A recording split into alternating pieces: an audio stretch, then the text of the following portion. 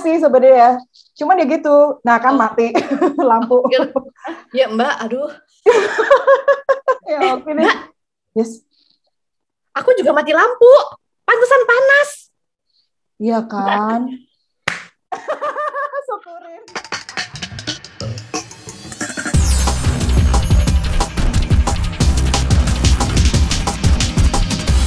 Saya lihat brand ini pertama kali di tahun 2017 dan sekarang ini berarti umurnya belum sampai 4 tahun tapi sudah se-happening ini. Kalau teman-teman ingin belajar tentang branding, Dear Me Beauty itu bisa jadi role model yang bagus banget untuk Anda yang ingin memulai brand kosmetik sendiri.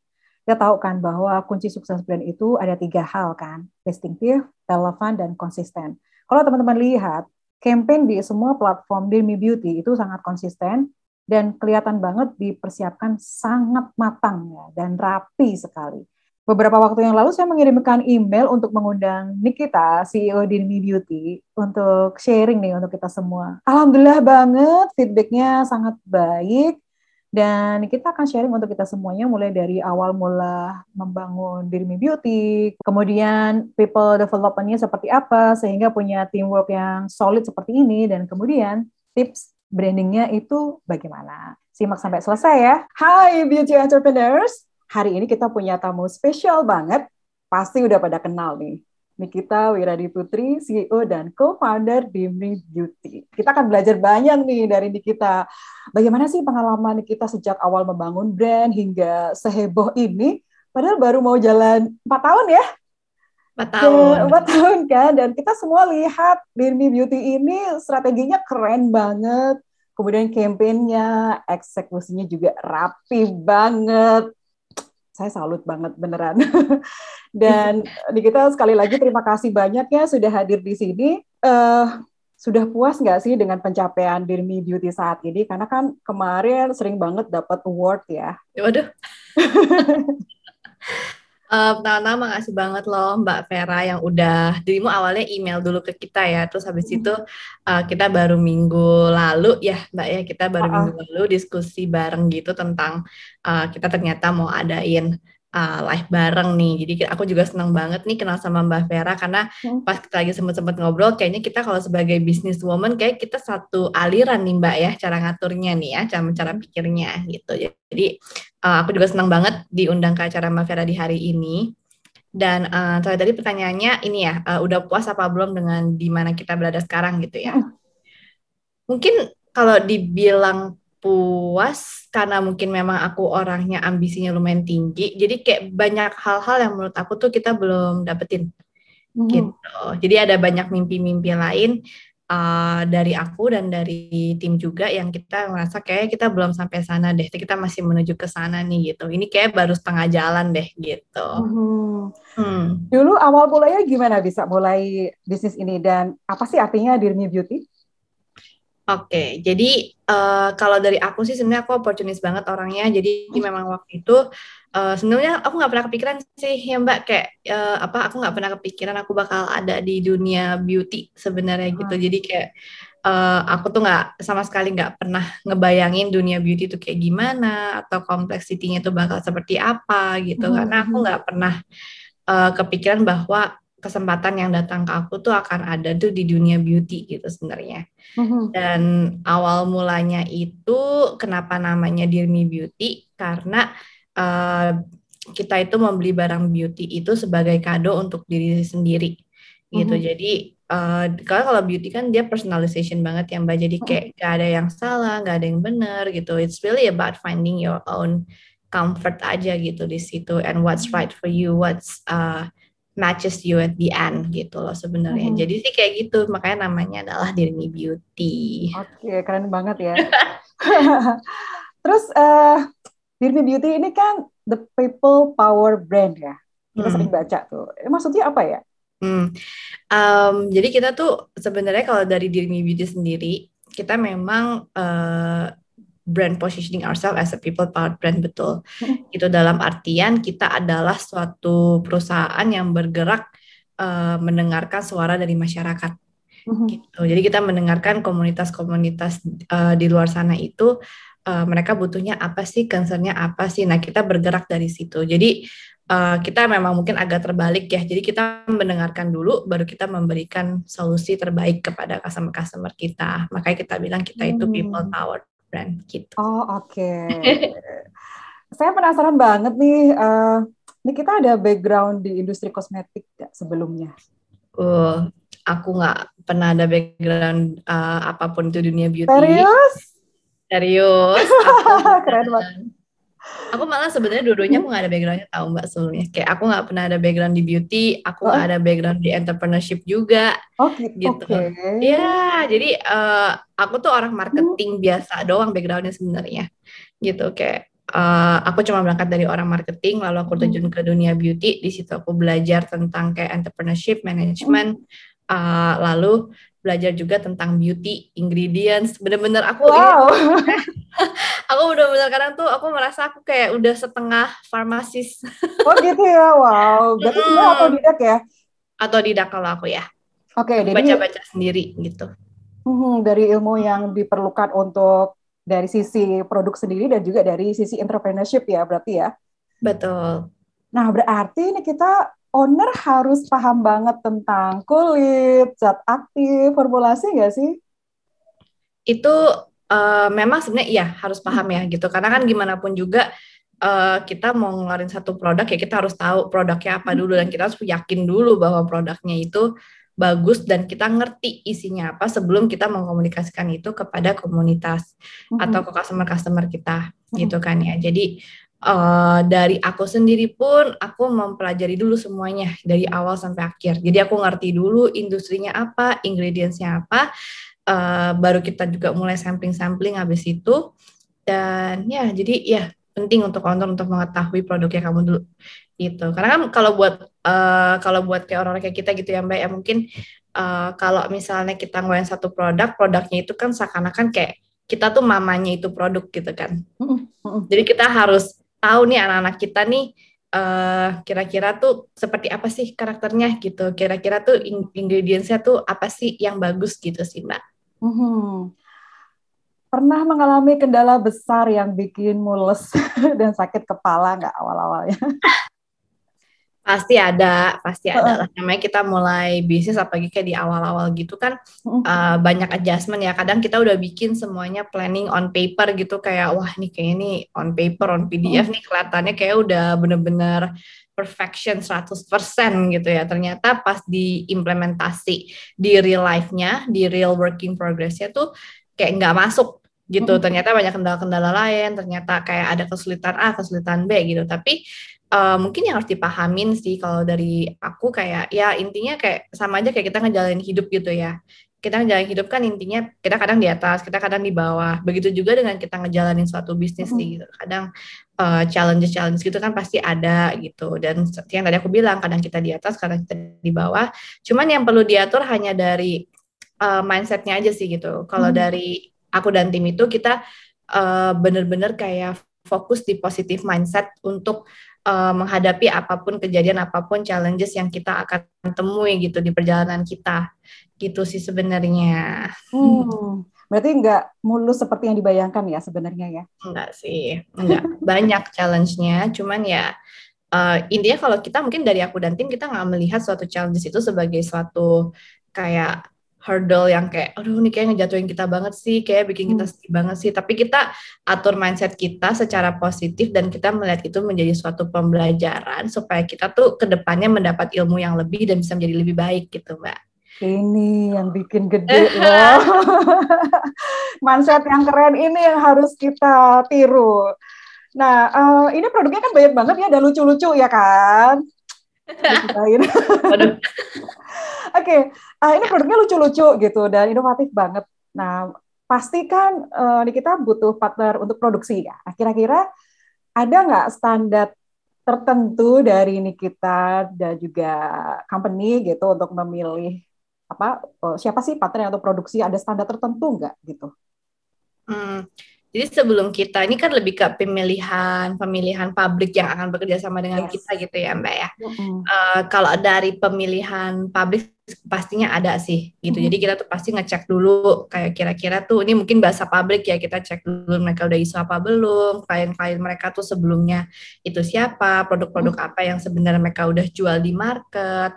Lalu kalau di aku sih sebenarnya aku dan tim production aku kita biasanya tuh sampai visit ke pabriknya. Jadi kita telepon, kita bikin appointment, kita datang ke pabriknya dan kita minta di touring. Jadi itu kita bisa lihat nih kayak kira-kira produksi mereka tuh seperti apa sih gitu, mesin-mesin mereka seperti apa sih, cara kerja mereka seperti apa sih gitu. Dan biasa mereka akan presentasi tuh tentang kayak iya ini pabrik kita dari tahun ini dan kita punya certification-nya ini gitu.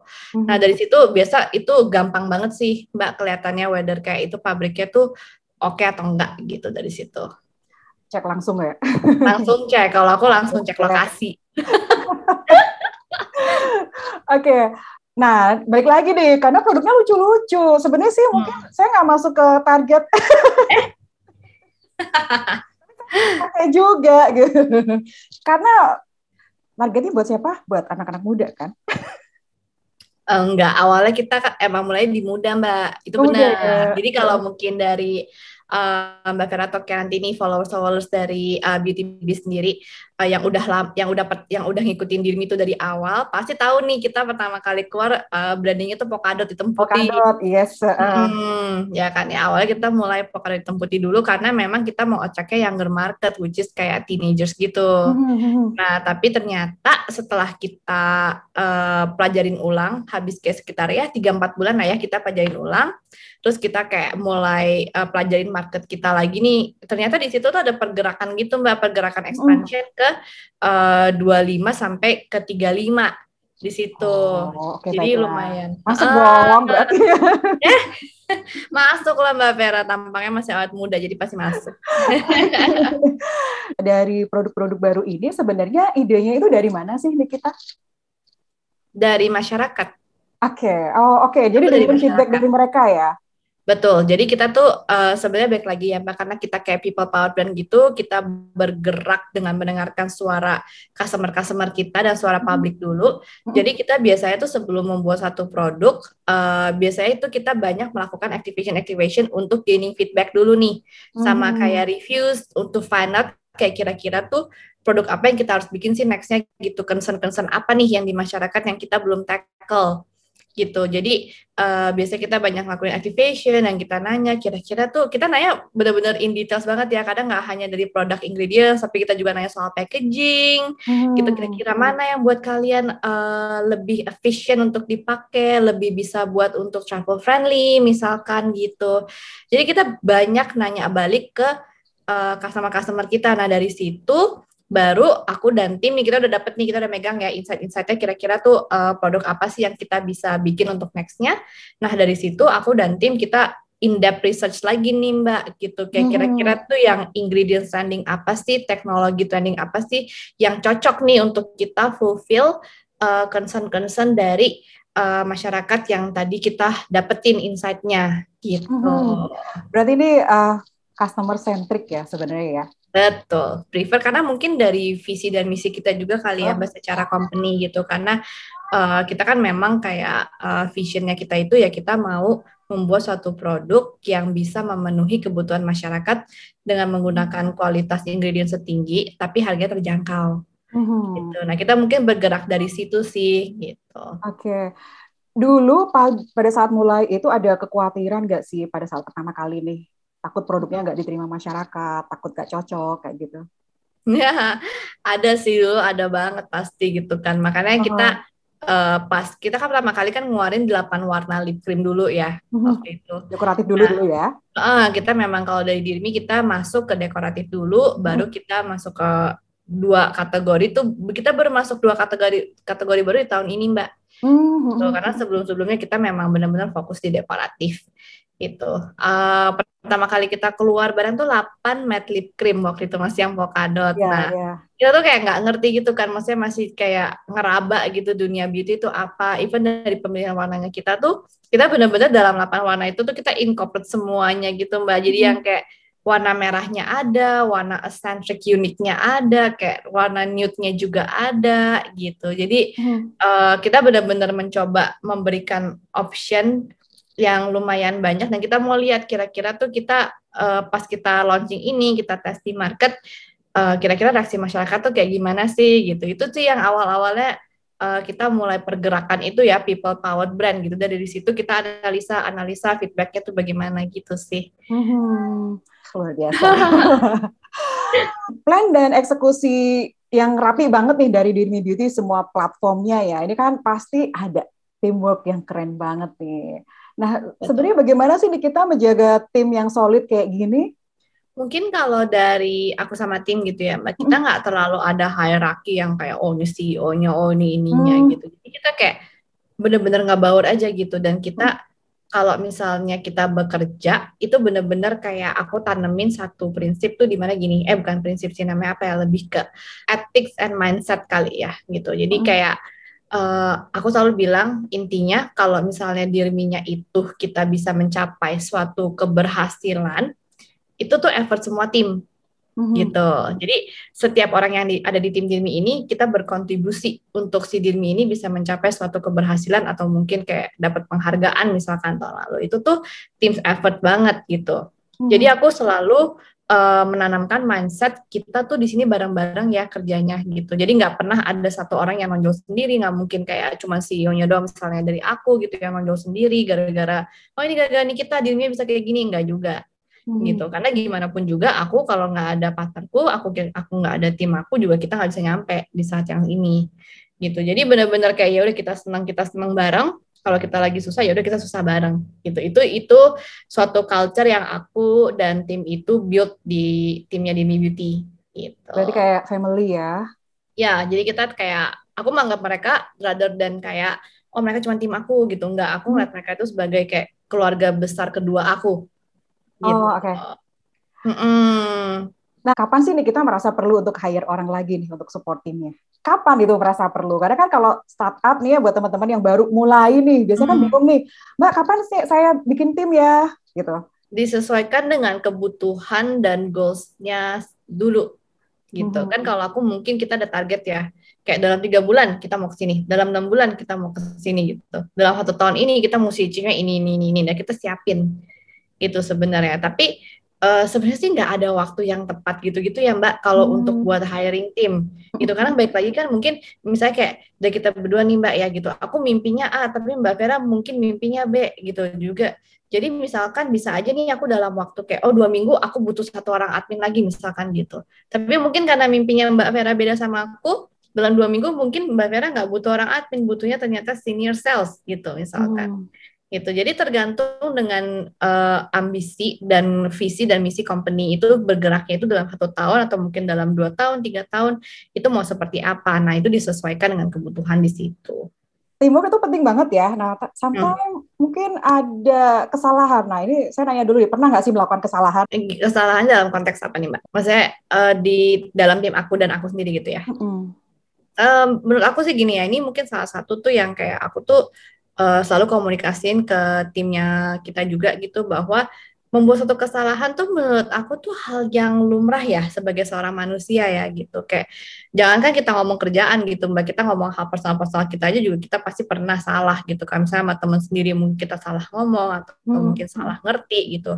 Menurut aku tuh membuat suatu kesalahan tuh hal yang sangat amat lumrah gitu. Tapi baik lagi aku percayanya gini, mungkin nggak tahu ya Mbak, mungkin ini aku sebagai business leader, mungkin kalau yang lain mempunyai opini yang berbeda dengan aku gitu. Cuma kalau di aku itu kesalahan itu akan menjadi suatu kesalahan ketika tidak dipelajari. Jadi ketika didiemin aja. Catat. Gitu.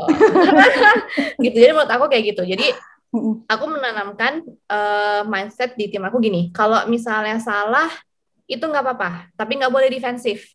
Jadi benar-benar harus menganalisa dulu suatu isunya ini apa, menganalisa kesalahannya itu di mana, dan kalau memang kita salah tidak apa-apa gitu. Karena baik lagi yang tadi aku bilang ya, kita manusia membuat suatu kesalahan ya hal yang wajar, tapi harus dipelajarin dari situ gitu. Itu kan ilmunya di situ ya. Kita menjadi suatu kesalahan, kita analisa, kita perbaikin, ya udah kita ke depannya menjadi lebih baik gitu. Oke, sebelum kita masuk ke bahasan branding yang agak berat nih ya, Aduh, iya kayak pertanyaannya Mbak dari tadi kayak makin lama makin berat ya Mbak ya. Masa sih? Oke, ini tapi pertanyaan nggak penting dulu nih. Eh, Ini kita tidurnya jam berapa? Kalau malam tidur jam berapa? aduh. Kalau aku memang dari dulu tuh aku emang orangnya agak kalong gitu karena I think better at night sebenarnya gitu. Oke. Jadi ide-ide aku tuh biasanya tuh baru keluar tuh kayak malam-malam gitu biasanya gitu. Jadi kayak emang aku kalau jam tidur aku agak kalong sih. Aku bisa mungkin agak sedikit subuh ya Mbak Vera. Jadi ini, tapi ini bukan insomnia ya? Karena ide-ide yang meletup-letup. Iya jadi aku tuh kalau otaknya kepenuhan malam gitu kayak kan kadang kita suka ini kira-kira gimana ini kira-kira gimana gitu. Aku nggak bisa tidur Mbak. OMG. Aku nggak bisa tidur karena saking Penasaran ya. banyaknya di otak aku dan aku merasa tuh kayak harus aku keluarin gitu. Jadi kayak aku nggak bisa tidur, akhirnya aku ngambil notes aku lagi, aku buka lagi laptop aku, akhirnya duduk di situ, udah tuh sambil pegang pen. Jangan-jangan nih ya, idenya kalau dituangin ke semuanya ini ya, bisa untuk stok ide 3 tahun ke depan nih, jangan-jangan nih, saking banyaknya. Bisa aja Mbak Vera nih. Oke, kira-kira nih, ini kan biasa lah ya, kalau bisnis owner, gitu masih muda lagi, itu gimana sih cara bagi waktu dengan personal life? Personal life ya. Ih. Aku jadi gini, aku membiasakan diri aku sekarang tuh kalau misalnya udah hitting weekend, priority-nya aku berubah gitu. Oke. Jadi kalau misalnya Senin sampai Jumat udah pasti priority aku kantor dulu. Gitu. Kecuali kalau ada hal-hal yang emergency ya udah itu baru kita tackle di situlah gitu. Tapi selama itu itu belum emergency, aku sih biasanya kita akan priority di kantor dulu. Jadi mau meeting, mau apa itu sampai jam 7 jam 8 tuh nggak apa-apa. Tapi itu weekdays. Tapi nanti kalau udah hitting di hari Sabtu sama Minggu, itu priority-nya adalah keluarga aku dan orang-orang terdekat aku. Gitu. Jadi kerjaannya nyempil, tapi prioritinya adalah ya udah itu udah saatnya kita spend time sama keluarga, kita duduk bareng, makan bareng gitu di rumah gitu meskipun ya sekarang di rumah ya Mbak ya kan nggak bisa keluar. Masih agak takut ya dengan virus-virus corona ini. Jadi biasanya ya pokoknya seperti itu gitu. Jadi dan aku membiasakan diri di weekend itu untuk itu. Nah itu dia karena mungkin aku Senin sampai Jumatnya itu aku tidur ya subuh. Jadi benar-benar tuh di weekend itu priority adalah menjaga dan merawat diri sendiri juga dan juga untuk aku siapin waktu untuk keluarga-keluarga aku dan orang-orang terdekat aku gitu. Oke, berarti nggak ada yang left behind ya, walaupun sibuk banget ya. Semoga nggak ada yang berasa aku nggak lebih tepatnya ya. Oke, saya tuh ingat banget ya di salah satu konten Instagram Demi Beauty itu dulu tuh menampilkan seorang bapak-bapak untuk produk foundation. Honestly, I'm a bit shocked gitu ya. Ini gila dan berani banget gitu. Itu gimana sih ceritanya? Oke, jadi itu dia Mbak. Jadi kayak mungkin kalau dari Demi Beauty sendiri itu kita kan baik lagi Mbak, kita people powered brand gitu kan ya. Nah, ini juga tie in sama campaign kita yang waktu itu kita benar-benar mungkin penegasan paling kerasnya itu adalah pas kita lagi running campaign foundation kita which is yang tadi Mbak Vera bilang tuh yang ada bapak-bapak gitu. Nah, jadi gini, dari Demi Beauty sendiri kita mau break away dari stereotyping that beauty itu cuma buat wanita gitu. Karena buat kita itu beauty is actually for everyone and beauty has no gender Mbak gitu. Dan kita juga membuat suatu produk itu dengan mindset seperti itu gitu. Jadi mungkin di campaign kita yang foundation ini kita benar-benar negesin bahwa beauty is for everyone dengan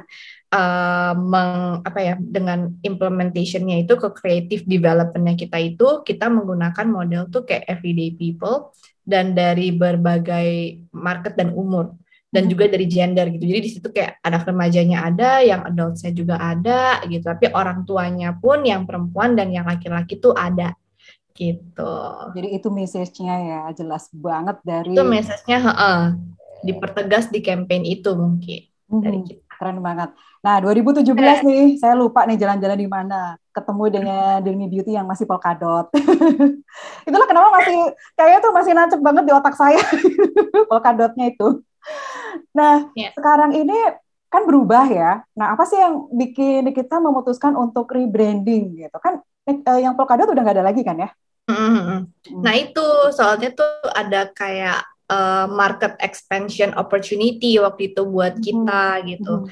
Karena kan balik lagi kita go by data ya Mbak. Jadi tiap kali kita lagi running kita lihat lagi nih kira-kira kita ada marketnya nih masih targeted atau ternyata ada expansion atau gimana gitu. Itu kan biasanya kita juga monitoring ya Mbak from time to time gitu. Nah aminnya gitu itu kayak suatu kesempatan banget waktu itu buat Dirmi Beauty untuk masuk ke market yang dari umur 20 ke 35, which is kayak first jobber, young adults ada di situ gitu kan. Nah, itu juga aku lihat dari datanya gitu, ternyata market shipment-nya tuh next gedenya tuh bakal di umur 20 sampai 35 gitu. Sedangkan market umur 20 35 sama untuk market yang tadinya teenagers yang kita pertama kali targeted itu kan mereka mempunyai karakteristik yang berbeda ya gitu dan kayak even dari kayak apa hal yang mereka suka dan lifestyle mereka kan berbeda gitu. Nah, jadi kita pikir kayak ini kayaknya kalau konsep yang Polkadot ini memang cocok untuk market yang di younger market karena younger market itu mereka kan lebih suka desain yang lebih bold, yang lebih rame gitu kan. Sedangkan yang umur 20 sama 35 kita berpikir bahwa ini marketnya tuh akan lebih suka yang lebih neutral, yang lebih natural, yang lebih subtle gitu. Ya kan kalau enggak kita akan sulit untuk masuk ke market dia karena kita nggak merasa desain yang sebelumnya itu suitable untuk market yang next-nya itu akan gede di kita which is 20 sampai 35 tahun gitu. Akhirnya kita duduk bareng dan kita decided untuk kayak ini opportunity-nya jarang banget. Baik lagi ya Mbak mungkin karena kita opportunist jadi kita merasa bahwa ini ada satu kesempatan untuk masuk ke market segmen baru yang kedepannya kayaknya dilihat dari geraknya dan development-nya itu akan lebih gede di situ. Jadi kita bilang kayak kita baiknya rebranding deh dan kita nggak usah bikin yang terlalu gimana-gimana, tapi kita membuat tuh konsep di mana desainnya Dirmi Beauty itu consistently itu fokus di age neutral.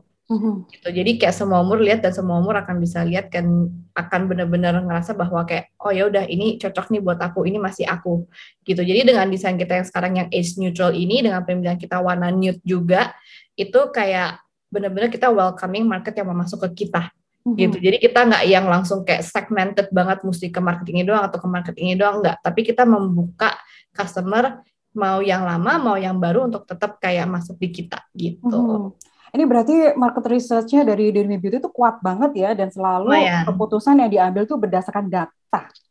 Ya, betul. Siap. Dapat. Dirmi Beauty ini kan menerapkan branding yang kekinian banget ya. Jadi di mana hubungan dengan konsumen, dengan customer-nya itu seperti teman gitu. Jadi sejajar, kemudian juga humble gitu ya. Sehingga kalau kita lihat tuh konsumen tuh kayak merasa selalu sukarela involve di setiap kampanye Dirmi Beauty ini selalu rame gitu kan. Nah ini kan berarti konsumen Dirmi Beauty kan loyal ya. Padahal kompetisi sekarang ini kan sengit banget ya, banyak gitu. Yeah. Nah bagaimana cara Dirmi Beauty mempertahankan kecintaan mereka terhadap brand ini? Gitu? Yang pertama, balik lagi gitu ya Mbak, mungkin dari Dirmi Beauty-nya sendiri kita sebagai tim kita udah kekeluargaan banget. Gitu. Nah itu dia tadi yang Mbak Vera kan udah sempet info juga tuh tadi ya agak selentingan gitu ya kayak dari Dirmi pun kita nggak menganggap tuh kayak jangankan customer kita sih Mbak, even kayak vendor kita atau partner kita gitu kita menganggap mereka semua tuh sebagai keluarga besar Dirmi Beauty gitu. Jadi dari cara bahasanya pun kita berbicara dengan mereka tuh sebagai temen gitu instead of kayak kita tuh go hard selling yang benar-benar kayak ya Mbak, produknya ini ya, ini bisa ini. Ditunggu ya Mbak, orderannya kayak gini-gini. Enggak. Tapi kita tuh benar-benar kayak, iya Kak, misalnya yang kita mungkin ambil case study serumnya kita kali ya, yang baru, yang belum kayak baru 2-3 bulan launching. Nah, itu pun juga cara kita mengkomunikasikan dengan customer-customer kita misalkan di Instagram DM gitu ya. Itu benar-benar kayak, oh ya, selamat malam Kak, gitu. Kira-kira concern kulitnya Kakak seperti apa, gitu. Dan gitu kita juga ada kuesioner yang biasa kita kasih ke mereka, dan Hmm. mereka bisa fill in dulu. Lalu setelah kayak mereka beli produk kita, dari kitanya pun kita tuh nge-track gitu, Mbak, yang kira-kira yang udah beli siapa, dan kita tanya lagi, feedbacknya kira-kira gimana Kak, ada perubahan Kak, ada improvement Kak, gitu sebenarnya Mbak. Ini keren banget loh. Ada lagi nih yang mengganggu banget pikiran saya nih kalau nggak ditanyain langsung kayaknya bisa jadi jerawatan gitu. Aku lama-lama nervous loh Mbak Vera dapat pertanyaan dari dirimu ya, meskipun kita udah pernah ngobrol, tapi kayak makin lama nih makin intens Mbak Makin intens pertanyaannya. ya. Semoga semoga nggak merasa terintimidasi ya. Ini Enggak Mbak. penasaran banget loh. Saya juga Ya. harus belajar nih dari Nikita nih ya. Jadi Ah, pernah juga nih berkolaborasi dengan sesama brand kosmetik lokal. Loh, itu gimana tuh ceritanya? Kok bisa? oh ya, ya ya. Eh, jadi gini sih waktu itu, karena baik lagi ya kalau dari diri sendiri, mungkin dari aku dan dari tim gitu, kita sebenarnya sih ngejalan bisnis apa aja sama kompetitor kan pasti selalu ada gitu ya. Tapi kan baik lagi gitu ya, kayak aku dibandingkan dengan kompetitor aku yang lain gitu, kita mungkin ya udah sama-sama jual lip cream iya gitu, tapi kita kan punya visi dan misi dan karakter yang berbeda gitu ya, dan setiap karakter kita masing-masing tuh pasti akan ada marketnya sendiri gitu loh buat aku. Jadi aku nggak gitu terlalu kayak yang kayak oh takut gitu kayak kompetitor aku mesti gini gini ya nggak apa-apa gitu ya kalau misalnya mereka sukses dan mereka booming dengan produknya mereka sendiri ya nggak apa-apa gitu loh, karena ya itu memang udah kayak anggapnya gini ya Mbak, kayak itu rezekinya dia gitu kan. Jadi kita gimana pun juga kan sama lokal brand kan harus saling support ya gitu. Nah di sini aku mau negesin itu sebenarnya sama tim juga gitu. Jadi pertama sih sebenarnya aimnya itu kita mau menaikkan loyalitas customer-customer kita terhadap produk lokal. Karena kan gimana pun juga kayak local beauty product ini kan ini suatu tren yang baru ya Mbak, yang sebelumnya tuh belum ada historinya yang sampai sekuat itu gitu. Ini kan sesuatu yang baru di masyarakat, dan kita mau meningkatkan entusiasmenya masyarakat tuh untuk mendukung produk lokal sebenarnya gitu. Nah, di sini aku pikirannya kayak kalau aku maju sendiri kurang kuat ya gitu. Sedangkan di sini aku merasa bahwa kayak aku dengan kayak sama produk lokal lainnya, meskipun kita bersaing, tapi kan kita punya visi dan misinya tuh ada satu kemiripan ya, ada satu benang merah di mana kita tuh mau membuat Indonesia tuh bangga gitu loh, dan kita mau menunjukkan ke dunia luar, apa ke market internasional pun, dunia luar pun, bahwa kayak hey kita tuh brand lokal tapi kita juga bisa keren loh gitu. Nah, jadi dengan berangkat dari visi dan misi seperti itu, kita mulai reach out tuh ke other local beauty brand, dan emang sih awalnya ditanya ini gimana nanti konsepnya ya, karena kita kan sama-sama beauty brand nih gitu. Aku bilang oh ya udah nggak apa-apa gitu, nanti kamu story-nya apa, kita story-nya apa, kita coba create satu benang merah aja di sini gitu. Nah dari situ deh Mbak sebenarnya muncul tuh kita mulai collab sama beauty brand lain, dan kita mulai kayak bikin bundle bareng, jualan bareng, bercerita bareng gitu. Dan itu antusiasmenya tuh bener-bener bagus ya dari masyarakat, yang mereka bener-bener kayak iya nih kita harus dukung produk lokal, lihat aja nih dua brand lokal aja tuh, dua brand beauty lokal ini itu bisa jadi satu, dan mereka bener-bener maju bareng, saling support. Itu sih sebenarnya yang kita kejar. Iya, dan itu keren banget loh. Dan juga sekarang ini kan juga masyarakat sudah lebih memilih brand lokal gitu kan. Karena kan lucu-lucu nih. Betul, termasuk betul, termasuk dari Beauty selain produknya juga bagus, visi misi yang dibawa, kemudian juga tadi attitude dari brand itu sendiri juga keren banget. Terus betul. keren banget. Firmi Beauty ini kan kampanyenya banyak banget ya, dan konsumen tuh kayak nunggu-nunggu gitu. Habis ini apa lagi ya kampanyenya, dan lucu-lucu gitu. Nah, dari kita dan tim sendiri tuh untuk mempersiapkan satu campaign itu apa aja, terus juga berapa lama untuk menyiapkan satu campaign? Nah, ini dia nih. Kalau dari timnya aku, dan aku sendiri pun gitu, kita lumayan ini ya Mbak, step by stepnya tuh sama kayak planning prosesnya tuh bener-bener kayak detailsnya tuh kan tinggi banget ya. Itu saya kita secara brand juga lumayan dikenal sama customer-customer tuh, kita tuh attention to detailsnya tuh kayak perfectionnya tuh kayak maunya 90% gitu, 99 malah kalau misalnya bisa gitu. And we don't do less than that gitu sebenarnya. Jadi progression aku tuh cukup lama. Sebenarnya aku bisa ranking dari 3 sampai 4, kadang bisa sampai 6 bulan.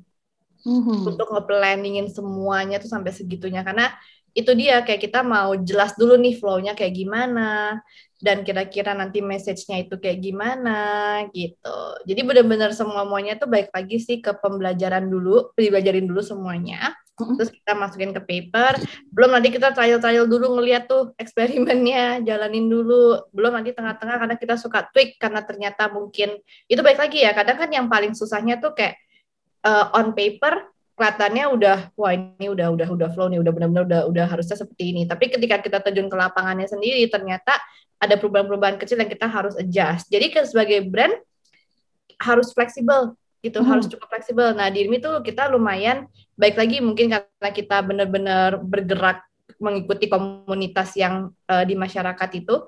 Jadi kayak adaptasi kita tuh benar-benar lumayan tinggi banget Mbak Vera. Jadi kita misalnya ngelihat oh kira-kira nih masyarakat mau seperti ini gitu. Kita bisa tuh kayak berubah gini, kita berubah ke kiri, kita berubah ke kanan tuh bisa banget karena kita benar-benar ngikutin gitu. Itu sih yang kadang juga memakan waktu di kita gitu. Berarti ini termasuk untuk persiapan produk-produk barunya ya? Benar-benar sangat. Kalau sama produk bisa sampai 1 tahun Mbak Vera. Wow. Berarti sebenarnya kan produk yang baru ini kan sebenarnya sudah dipersiapkan jauh-jauh hari ya sebenarnya ya. Betul. Karena kita pun juga kalau secara bisnis kita planning tuh pasti udah 1 tahun sama 2 tahun sebelumnya Mbak. Oke. Pasti gitu. Termasuk mau mencapai berapa itu udah kelihatan ya. Oh, ya, udah. Kalau dari ini kita udah set semuanya di awal sih, baru kita running dari situ. Tips nih buat beauty entrepreneurs yang ingin memulai brand kosmetik sendiri, apa nih kita? Pelajarin dulu marketnya, pelajarin dulu produk ingredients-nya, karena aku mungkin salah satu business leader yang punya keyakinan bahwa sebelum kamu berani ngejual produk ini ke orang lain, kamu harus paham dulu produk ini tuh apa, biar kamu tuh mempunyai suatu base sebelum kamu bercerita ke orang lain gitu. Itu dari gitu yang ketiga, intinya sih kalau kita ngejalanin bisnis pasti akan ada suatu saat kamu tuh gagal atau mungkin kayak kamu salah membuat keputusan gitu, mungkin dari kamu, mungkin dari timnya. Kita harus dipahamin dulu bahwa mungkin harus diterima dulu ya, dimana kayak kesalahan itu memang sesuatu hal yang lumrah sebenarnya gitu. Jadi ya udah jangan kecil hati, jangan terlalu lama ada di bawah situ, tapi harus dengan positif mindset menganggap ini semua bisa dijadikan pembelajaran dan maju lagi aja gitu. Jadi jangan kelamaan di bawah, belajar dari kesalahan dan maju terus, coba terus gitu. Oke, senang banget nih, kita benar-benar keren banget, inspiratif banget. Sekali lagi saya mengucapkan terima kasih menerima undangan saya untuk hadir di BTB Talk di channel saya ini. Kita hari ini juga sudah berbagi cerita dan ilmunya banyak banget yang bisa kita pelajari di sini. Dan semoga beauty entrepreneur juga bisa memetik nih. Ini semuanya daging semua nih ilmunya nih. Duh, aku jadi nervous tiba-tiba. Ini ilmunya daging semua. Jadi teman-teman harus sukses juga. Dan saya juga berharap semoga sukses terus untuk Dirmi Beauty. Di kita juga timnya selalu sehat. Dan terakhir, terima kasih untuk beauty entrepreneur yang sudah menonton. Semoga bermanfaat. Sampai jumpa di BTB Talk berikutnya. Terima kasih, Mbak. Terima kasih banyak ya.